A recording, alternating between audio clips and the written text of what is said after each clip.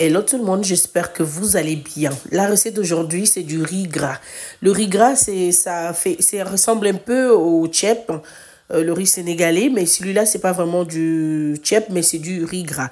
Alors, je vous laisse suivre en détail comment est-ce que je l'ai préparé, quels sont les ingrédients. C'est parti!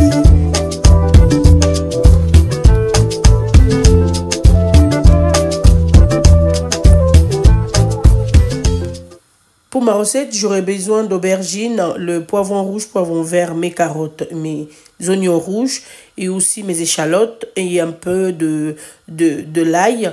Et là, je suis en train de piquer mon chou. C'est juste que je vais le mettre dans la viande que je suis en train de faire cuire. Parce que cette viande-là, je vais l'utiliser pour le riz. Et c'est juste pour récupérer ce côté sucré, le goût un peu de chou. Et après, je vais le mettre de côté. Je n'aurai pas besoin pour mon riz. Là, je fais revenir mes aubergines à côté avec le mollusque. Le mollusque qu'on appelle au Sénégal yette. Après avoir fait revenir mes aubergines pour 3 minutes, et après je vais le retirer de l'huile. Je vais le réserver de côté dans un petit saladier. Et le reste d'huile qui restera dans la casserole, c'est ça qui va me permettre pour pouvoir faire revenir mes oignons, mes poivrons rouges et poivrons verts et mes carottes.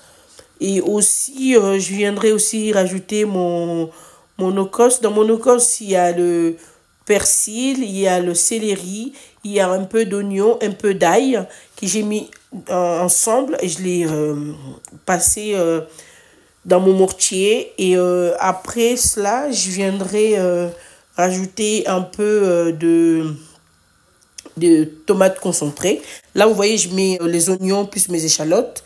Et le tomate concentré, j'aimerais bien expliquer que le tomate concentré, moi, je ne l'ai pas vraiment utilisé beaucoup. C'est juste histoire de donner un peu de coloration dans mon riz. Je n'ai pas vraiment besoin de mettre beaucoup. Mais sinon, si vous voulez aussi préparer votre riz gras, vous pouvez rajouter un peu plus de tomate concentrée si vous voulez que ça soit un peu rouge. Mais moi, vu que je ne voulais pas que ça soit rouge, j'en ai mis juste la moitié d'une cuillère à café dans ma sauce, quoi. Voilà. Là, je vais revenir le tout comme il faut pendant au moins 10 à 15 minutes. Mais surtout, faut pas être pressé pour réaliser cette recette. Sinon, vous allez le rater.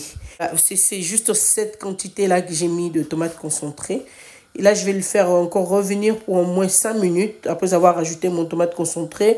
Vous savez bien que le tomate concentré, c'est plus acide que le tomate ordinaire. Et là, mon riz, je ne l'ai pas lavé. Sinon, vous n'êtes pas obligé de le laver. Hein. Moi, personnellement, je ne le lave pas.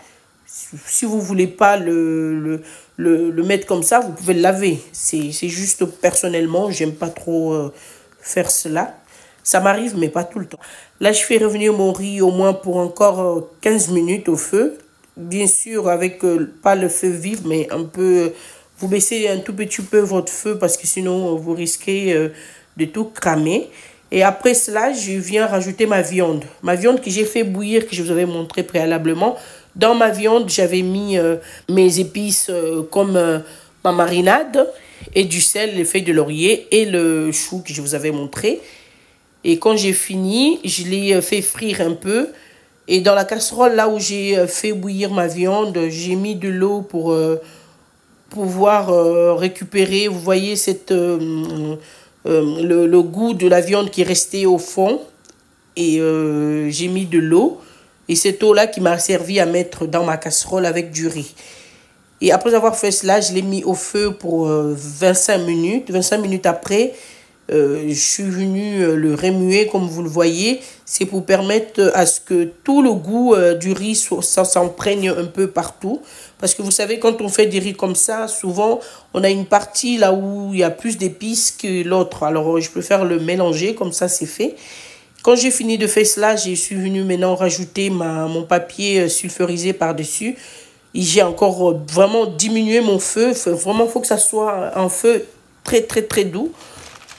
Bon, je l'ai laissé au moins pour 25 minutes. Encore 25 minutes après, le voilà, mon riz il est prêt à être dégusté. C'était super bon. Et voilà quoi, j'espère que ça vous a plu. N'hésitez pas de vous abonner, surtout de vous abonner énormément pour me donner encore plus de force. Cliquez sur la cloche de notification pour être au courant de toutes mes vidéos qui viendront prochainement. Bye bye!